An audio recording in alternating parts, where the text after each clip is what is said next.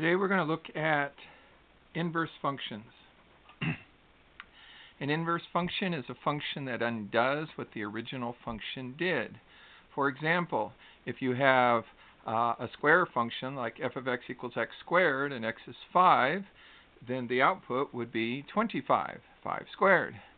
The inverse, on the other hand, would undo the squaring, so it would be like square root. If g of x were the inverse, then g of 25, the result of the original function, would give us back the 5 where we had originally started. An inverse can be found by switching x and y and then solving for y. So for example, let y equal x squared, switch the x and y to get x equals y squared, and then solve for y, and we will get y equals square root of x. Square root of x is the inverse of x squared. 5 squared equals 25. Square root of 25 equals 5. Now, a slightly different kind of problem. Suppose we had y equals 3x plus 2 over 5, which would represent a straight line. If we want to find the inverse, again, we switch x and y. So notice that it's now x equals 3y plus 2 over 5. Here was the x, here's the y, and now here's the y, and there's the x over there. And then we're going to solve for y. So first we multiply both sides by 5 to get rid of the denominator, and then move things around, putting the anything that's not a y on the one side. So we have 5x subtract 2 equals 3y, divide everybody by 3, and now we have our inverse. Y equals 5x minus 2 over 3. We can check to see that this is an inverse by, say, trying a value. If x equals 2, and we put that into the original problem, 3x plus 2 over 5, we get 3 times 2 plus 2 over 5, we get 8/5. If we then put the 8/5 into the inverse equation, notice that the 5's cancel, so we have 8 minus 2, which is 6. 6 over 3 gives us 2. We're back to where we started. So that is the idea behind inverses. Now, it is not true that an inverse of a function are always functions themselves. The example that we started with is true. You know, while y equals x squared is a function, x equals y squared is not a function. If we took a vertical line test, it would show that both y equals 5 and y equals negative 5 would give us the result of 25. There can only be one y for every x for a relationship to be a function. If the inverse of a function is also a function, the functions are called one-to-one. Every element in the range comes from exactly one element in the domain. If a function is one-to-one, we can use the notation y equals f and see the superscript here, negative 1x. That does not mean 1 over. It just means the inverse. So again, that negative 1 does not mean that we're looking at 1 over the function. We're actually looking at the inverse of the function. So that is a particular notation.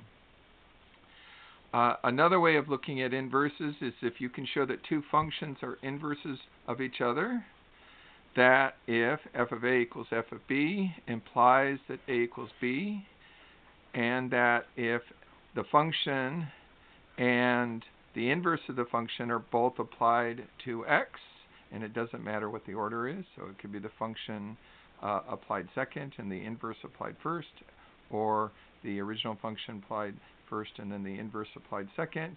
If those equal x, or another way of writing that, if f of g of x equals x for every x in the domain, or note how we've switched the f of g here, then we will get those are one-to-one.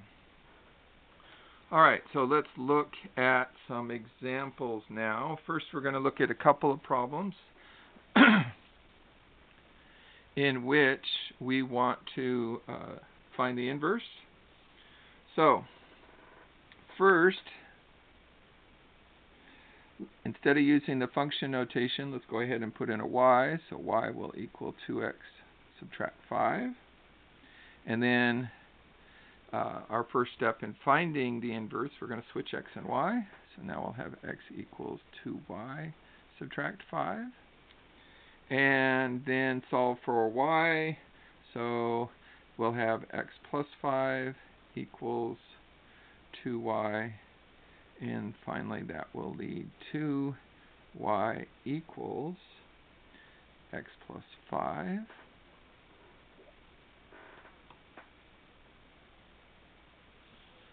over 2. So our inverse of x will be x plus 5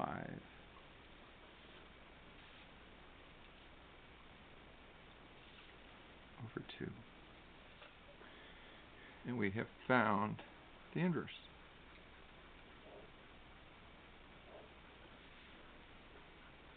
So that's our first example. Now let's look at our second example. Here we have f of x equals x minus 2 over x subtract 3. Again, let's go ahead and replace the f of x with a y so that we can switch x and y. So we're going to have x subtract 2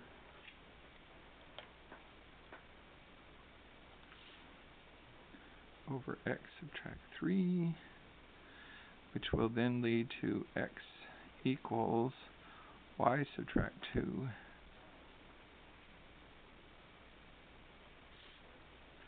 over y subtract 3. Okay, now we're going to go ahead and rearrange everything instead of x equals into y equals. So first off, we're going to multiply both sides by the denominator here to get rid of our fraction. And so that will give us x times y subtract 3 equals y subtract 2. We will then distribute the x. So we have xy subtract 3x equals y subtract 2. Then we're going to get the y's on one side and the ones that don't have y on the other side. So we have xy subtract y. So again, we've moved the y from the right side to the left side. And that will equal 3x subtract 2. Here we've moved the 3x to the other side. Finally, we will factor out the y. So that'll lead us to y times x minus 1, which equals 3x subtract 2. And then divide both sides by the x minus 1. We're left with y equals 3x subtract 2 over x subtract 1. And then writing it in function notation, f inverse of x equals 3x subtract 2 over x subtract 1.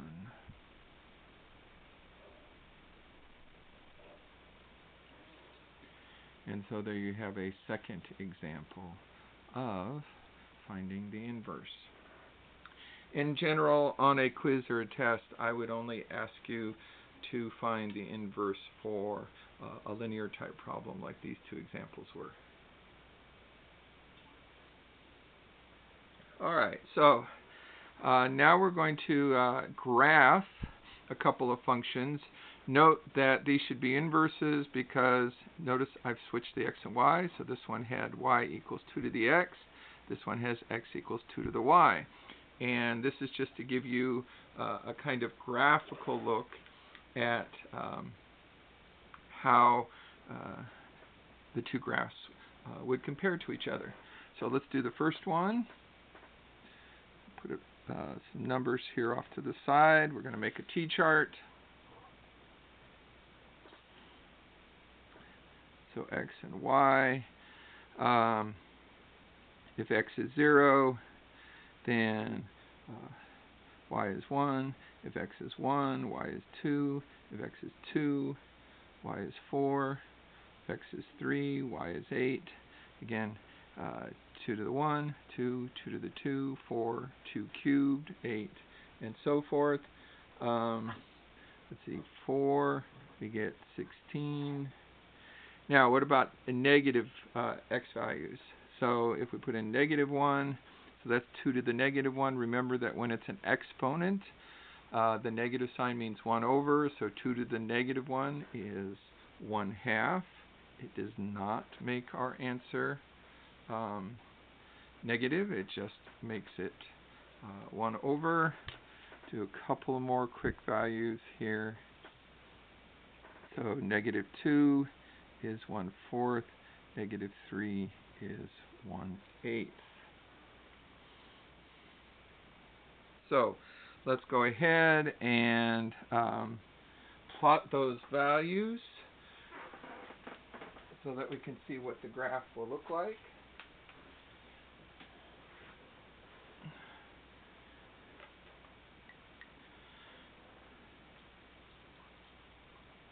So let's start off with a 0, 1. So 0, 1 is here. 1, 2, 1, 2. 3, 8. Or excuse me, 2, 4 first. 2, 4. Then 3, 8. Then 4, 16. Be up there. -1 is 1/2. So about right there. And then 1/4. And then 1/8. So notice we're getting really close to the x-axis. So basically, we're looking at a curve, a graph,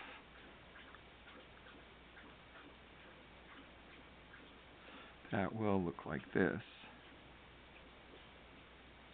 And then, well, it's very hard to graph at this scale. You know, the closer and closer we get to the x-axis as we're going along there, it's kind of hard to differentiate exactly you know, how far those are above. But that would be a look at y equals 2 to the x. So y equals 2 to the x is what we just graphed. And we used a t-chart for doing so. All right, now let's do the inverse. Okay, and the inverse, again, x equals 2 to the y. We've switched the x and y. So make another t-chart.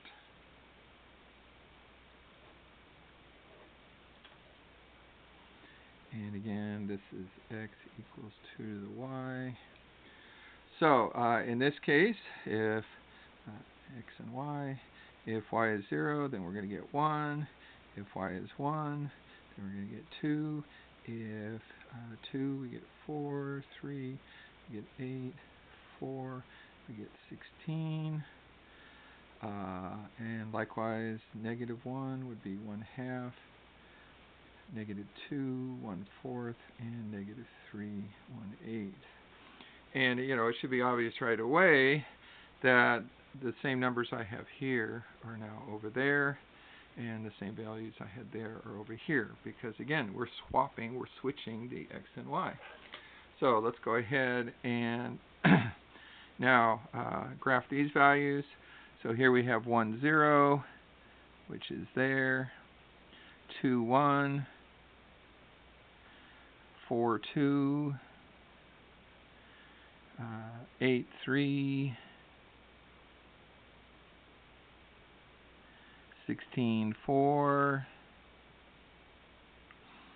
and then -1 was 1/2. So let's see, -1, let's see, the y is -1, so -1 and 1/2, and then 1/4 is -2, and so forth, and we're going like that. And so again, these get closer and closer to the x-axis, and then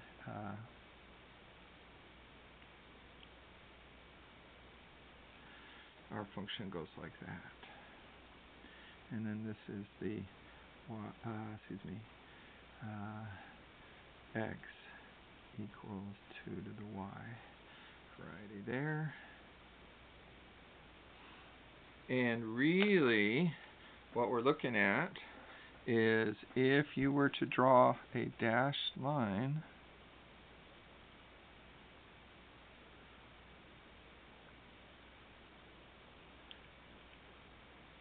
at a 45-degree angle between things, what you see is that the two graphs are mirror images of each other, but they're mirror images of each other about the, basically this is x equals y line. So when you are doing an inverse, you are mirroring the original function across the x equals y line. So now let us look at evaluating some functions and their inverses. For we're going to see, if in fact they are actually inverses. So we have f of x equals 1/2 x plus 5, and we have g of x, which equals the inverse of x, 2x minus 10. And so we're just going to look at putting in some values to see how that will work to find our answers. So first off, f of negative 4 will equal 1/2 of negative 4 plus 5. So half of negative 4 is negative 2. Negative 2 plus 5 is 3. So the f of negative 4 equals 3. And again, this is the input. That's the output. Now let's look at the inverse. Inverse of negative 4. Well, that's going to be 2 times negative 4. Subtract 10. 2 times negative 4 is negative 8. Negative 8 subtract 10 is negative 18. So the inverse of negative 4 equals negative 18. So the first thing to note here is that you do not necessarily have to have the same answer when you plug in an identical input to a function and its inverse. We got two different answers, and that would be kind of expected. All right, now what we're going to do is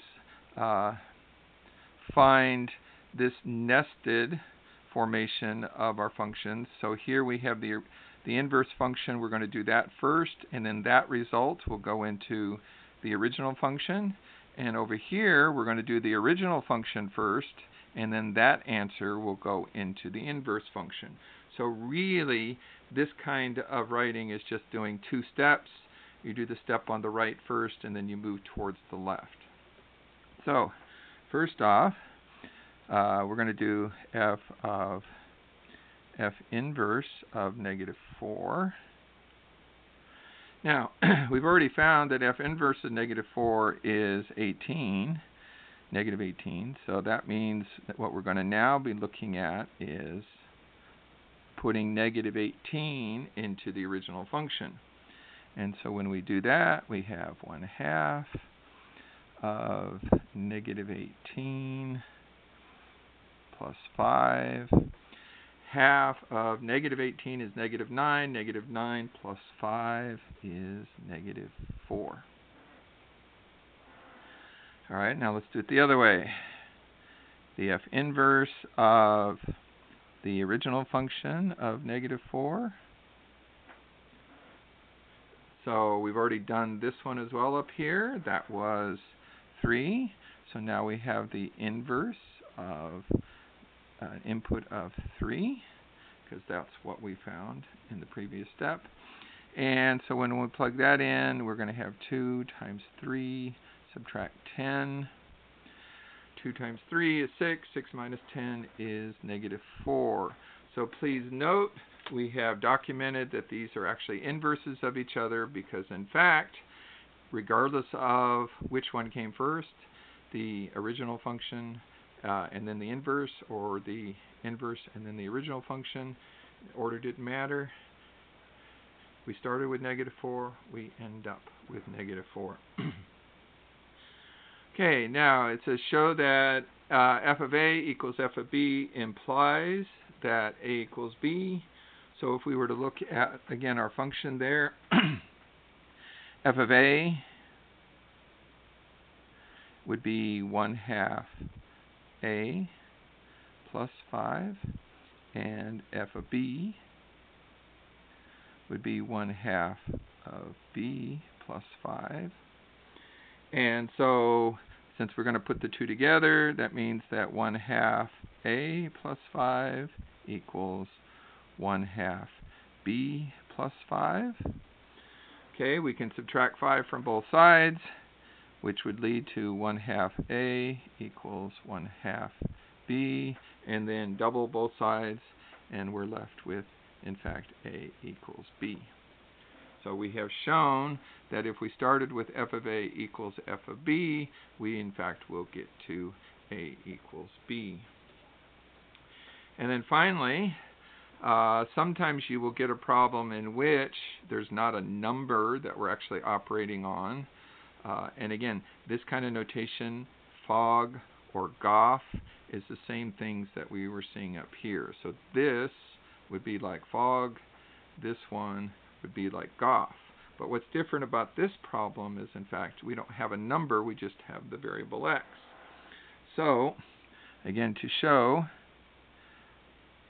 fog, and that little o is not a multiplication or anything, it means f of g. The same way we would explain this is f of f inverse of. And so f of g of x, which is the same as saying f of g of x. And another way of thinking about that is we're going to take up here what was our g of x, again g of x equals the inverse, and then we're going to plug that into f. And so we're going to have 1/2 of 2x subtract 10 plus 5. Well, 1/2 times the 2x,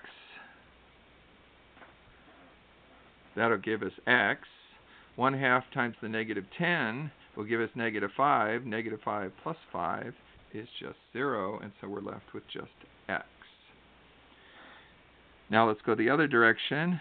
Goff of x, which is g of f of x, which means we take the f of x function up here and plug that into the g function, and so we're going to have 2 times 1/2 x plus 5, subtract 10. So 2 times 1/2, that's 1, so we get 1x. 2 times the 5 is positive 10, subtract 10, and that 1 cancels out. And so what we've again shown is no matter what x is, when you have inverses, you end up back with an x. And so that is section 4.1.